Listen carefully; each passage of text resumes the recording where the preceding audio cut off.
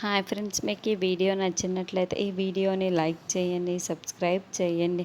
నైని వాళ్ళందరూ హాల్లో ఉంటారు. అప్పుడు తిలోత్తమ ఎందుకైనా మంచిది అని పిల్లలతో కూడా కాస్త జాగ్రత్తగా ఉండండి అని తిలోత్తమ అంటుంది.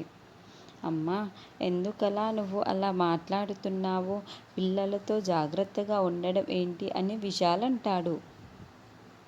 ఎందుకంటే గజకండ ఇప్పుడు ఏ రూపంలోనైనా ఇక్కడికి రావచ్చు కదా.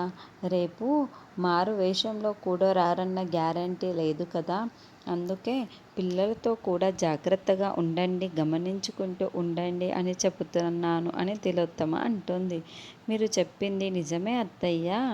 ఇప్పుడు గజకండ గాయత్రి పాపలాగో గానవిలాగో మారువేషంలో వచ్చారనుకో, మా అక్క పాలు పట్టించినా పట్టిస్తుంది అని సుమన అనడంతో నైని కోపంతో రగిలిపోతూ చూస్తూ ఉంటే, నువ్వు నోరు మూసుకుంటావా లేకపోతే అని చిల్కాన్ సుమన్ను తిడుతూ ఉంటాడు.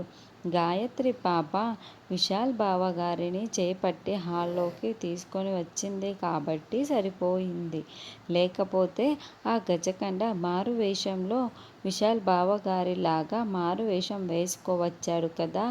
మా అక్క వాళ్ళ బెడ్రూమ్లోకి దూరినా దూరేస్తూ ఉండేవాడు అని సుమన నోటికి ఇష్టం వచ్చినట్లు మాట్లాడుతూ ఉంటే గాయత్రి పాపకి చాలా కోపం వస్తుంది. వెంటనే గాయత్రి పాప అక్కడున్న గాయత్రీదేవి తన ఫోటో వైపుకు చూసుకుంటూ ఉంటుంది. అప్పుడే ఫోటో తానంతట అదే సుమన దగ్గరికి వచ్చి సుమ తలపై బలంగా పడటంతో సుమన అమ్మ అంటూ గావు కేకలు పడుతూ ఒక్కసారిగా స్పృహ కోల్పోతూ ఉంటుంది. ఇక నైని ముందుగా చెల్లి చెల్లి ఏమైంది అంటూ పరుగులు పెడుతూ సుమన దగ్గరికి వస్తూ ఉంటుంది. అయ్యో సుమన లే అని అందరూ లేపుతూ ఉంటారు. అలా సుమన నోటికి ఇష్టం వచ్చినట్లు మాట్లాడటంతో తలకి గాయాలతో స్పృహ కోల్పోయి ఉంటుంది.